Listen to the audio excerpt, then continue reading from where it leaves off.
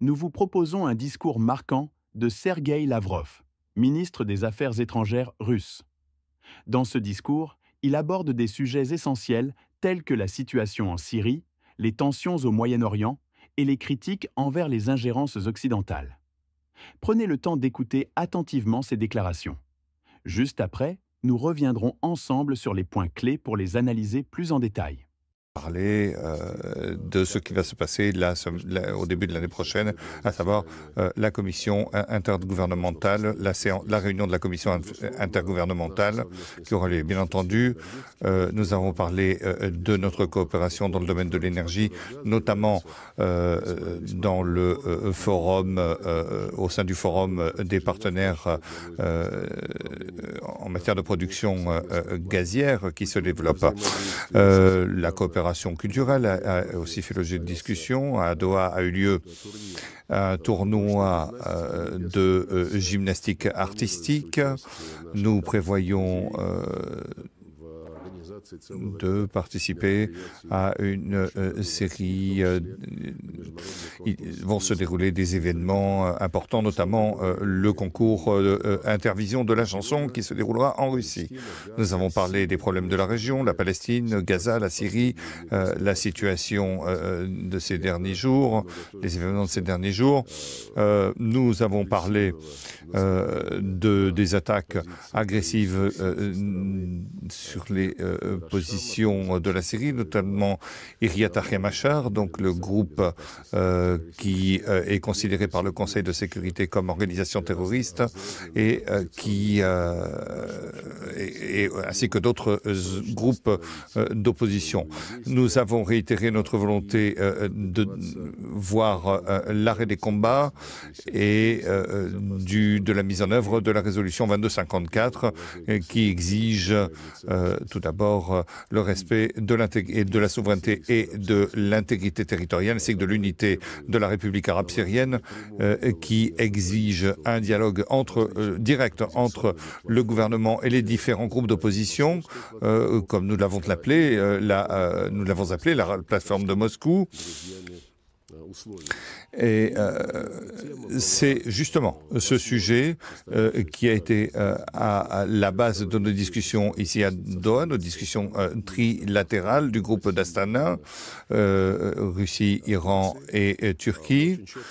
Nous avons réitéré notre position vis-à-vis de la résolution susmentionnée, s'agissant notamment du respect de l'unité, de l'intégrité territoriale de la Syrie et de la nécessité de parvenir à un dialogue politique.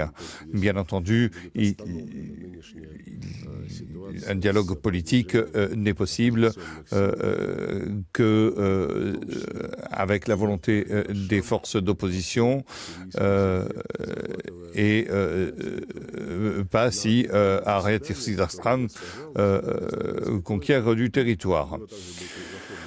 Nous avons également invité le secrétaire général adjoint, M. Peterson, qui partage nos préoccupations et qui souhaite que des mesures soient prises pouvant influencer les acteurs étrangers qui peuvent agir sur la situation en Syrie pour faire cesser les combats et pour parvenir à une reprise des négociations entre les Syriens et le gouvernement syrien et les responsables de l'opposition. Ce n'est pas simple. Iryat Achemachar et donc occupe d'autres régions. Hama, ils vont en direction de Homs. Tout ceci est planifié depuis longtemps et constitue une tentative de changer la situation sur le terrain et nous y opposerons. Nous allons soutenir le gouvernement légal de la Syrie et essayer d'encourager la reprise des négociations avec l'opposition comme le prévoit la résolution 2254. Nous Nous sommes exprimés au Forum de Doha au sujet de la Syrie, qui a occupé une grande partie des discussions à caractère interactif. Nous avons abordé la situation à Gaza et sur le territoire palestinien et la situation en Ukraine. Et j'ai exprimé notre position. Voilà, donc mon rapport, j'attends vos questions. Merci beaucoup. L'interprète s'excuse, la question est en micro.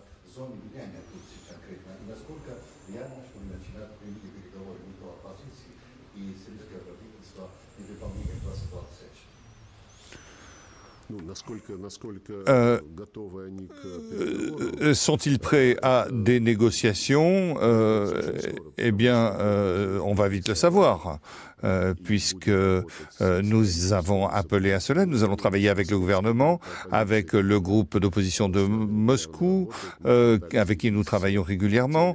Nous allons travailler avec les opposants, y compris qui basés dans d'autres capitales, que ce soit Istanbul ou Riyad, en tenant compte de la situation de l'Iran, de la Turquie et de la Russie.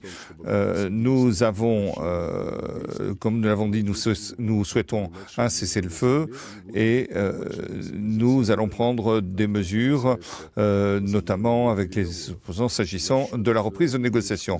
Pour ce qui est de la zone de désescalade, nous avons dit que il y a des engagements dans le cadre de la plateforme d'Astana, et à savoir qu'il s'agit de prendre des distances avec les groupuscules terroristes. Et ceci a été réitéré aujourd'hui et reste d'actualité.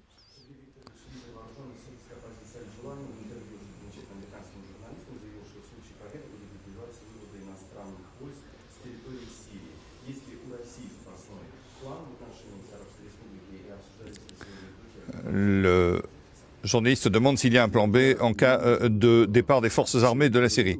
Écoutez, je n'ai pas vu l'interview, je ne l'ai pas entendu, je ne l'ai pas lu. La seule chose que je sais, c'est que M. Al-Juliani veut donc s'exprime sur CNN, qui est une chaîne de télévision connue pour ses proximités avec l'administration Biden. L'administration Biden, très récemment, quand ces événements ont commencé, ils nous ont dit qu'ils considéraient que cette organisation était toujours terroriste. Pas parce qu'elle se trouve sur la liste de l'ONU, mais parce qu'elle se trouve sur la liste des groupes terroristes des États-Unis. Cela appelle une question, au moins, à savoir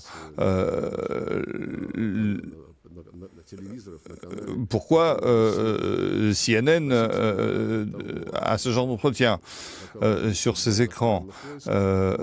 Pour ce qui est des militaires étrangers, il y a un fait, il y a effectivement des forces armées qui sont invitées sur le territoire et par l'opposition comme les États-Unis, et d'autres qui le sont par le gouvernement légal de la Syrie. Et aujourd'hui, il nous faut arrêter cela.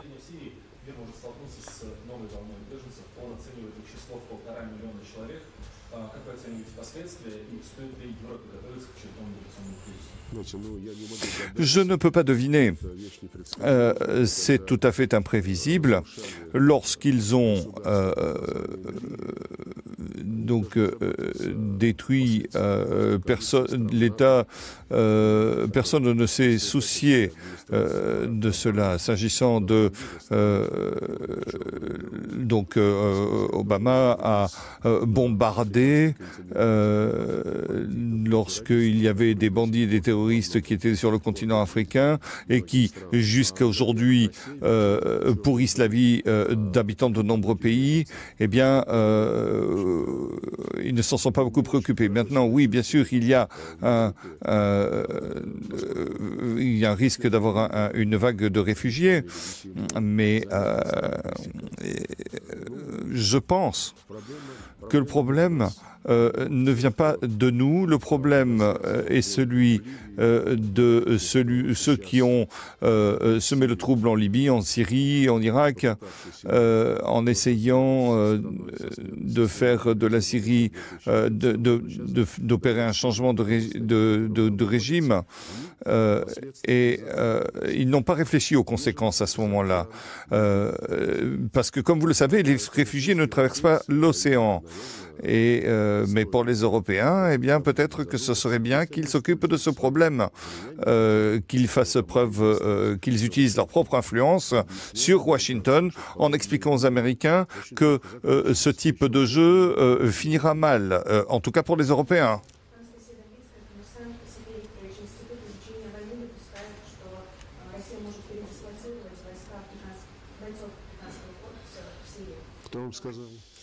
Qui a dit? Vous croyez les sources américaines? Je ne vais pas commenter nos forces, donc notre armée de l'air qui est basée à Yémen en Syrie, a aidé l'armée syrienne à éliminer les forces terroristes. C'est très clair. Et pour le reste, je ne peux pas faire de commentaires. On a beaucoup écrit, mais c'est sans commentaire.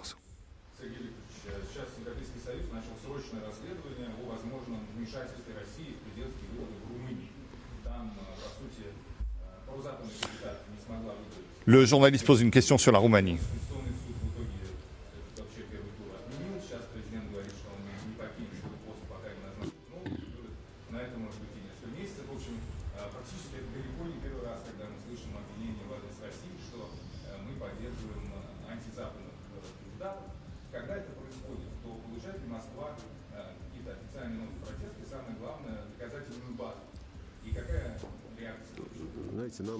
Vous savez, ça nous est complètement égal ce qu'ils font et ce qu'ils essaient de justifier, le fait qu'ils essaient de justifier leur machination.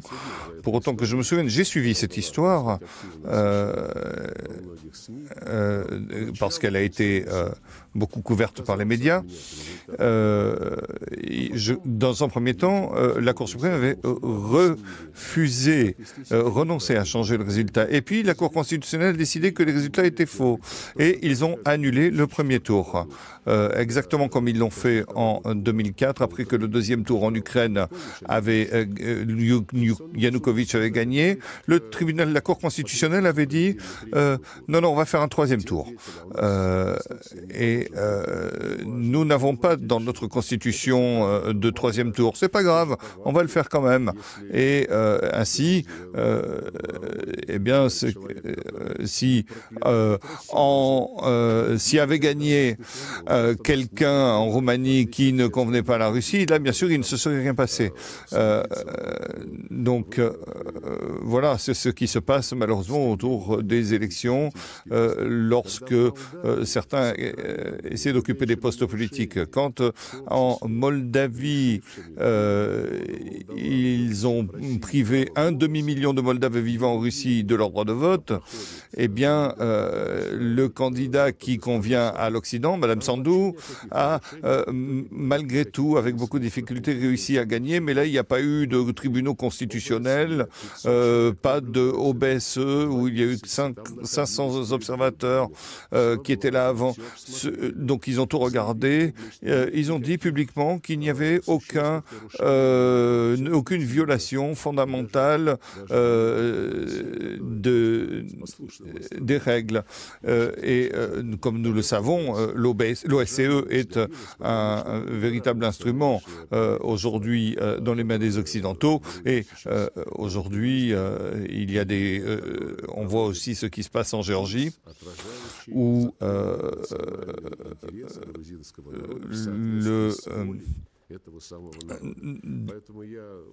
ce qui se passe en Géorgie, eh bien, nous voyons que cela consiste, mais nous savons très bien en réalité ce qui se passe.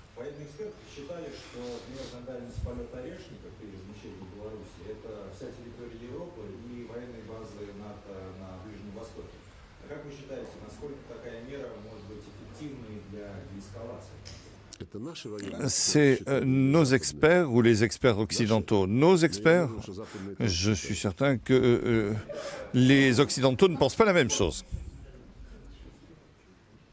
Vous venez d'écouter les propos de Sergueï Lavrov. Analysons ensemble les points essentiels de ce discours et leurs implications sur la scène internationale. Première coopération internationale et culturelle. Lavrov met en avant la volonté de la Russie de renforcer sa présence globale à travers des collaborations dans des secteurs stratégiques comme l'énergie et la culture. Des initiatives telles que le Forum des partenaires gaziers ou le concours Intervision illustrent une stratégie de soft power visant à consolider les alliances et à promouvoir l'image de la Russie en tant qu'acteur clé et indépendant. 2. La situation en Syrie. En Syrie, Lavrov défend fermement la souveraineté et l'intégrité territoriale du pays, tout en appelant à une solution politique conforme à la résolution 2254 de l'ONU. Il critique les interventions étrangères qu'il perçoit comme des tentatives de domination géopolitique, déstabilisant la région et sapant les efforts de paix. 3. La Palestine et Gaza. Concernant la crise en Palestine et les violences à Gaza, Lavrov plaide pour une approche diplomatique afin de restaurer la stabilité. Il dénonce également l'indifférence des puissances occidentales face à ces tragédies, soulignant leur parti pris et leur inaction sur ces questions. 4. Les critiques envers l'Occident. Le discours de Lavrov s'attaque directement aux politiques occidentales, particulièrement celles des États-Unis, qu'il accuse de semer le chaos en Syrie, en Libye et en Ukraine. Il met en lumière les conséquences désastreuses de ces ingérences, notamment la crise humanitaire et les migrations massives qui en résultent. Le rôle des médias occidentaux. Lavrov ne mâche pas ses mots envers les médias tels que CNN, qu'il accuse d'être des outils de propagande pour l'administration Biden. Selon lui, ces médias biaisent la perception des conflits et manipulent l'opinion publique au profit des intérêts occidentaux. 6. Élections et ingérences. Enfin, il aborde les ingérences présumées dans les processus électoraux en Roumanie, en Moldavie et en Géorgie. Lavrov y voit des tentatives de l'Occident pour affaiblir la souveraineté de ces pays et imposer des gouvernements alignés sur leurs intérêts. Conclusion. Ce discours de Sergueï Lavrov offre un aperçu clair de la vision géopolitique de la Russie. Il met en lumière une critique virulente des politiques occidentales et des propositions pour un ordre mondial multipolaire fondé sur le respect de la souveraineté et la coopération internationale. Et vous, que pensez-vous de ces déclarations ? Partagez-vous l'analyse de Lavrov sur les ingérences occidentales ou sur des crises comme celle de la Syrie ou de la Palestine ? Nous attendons vos réflexions en commentaire. Votre avis nous intéresse ? Merci de votre soutien et à très bientôt pour une nouvelle analyse géopolitique.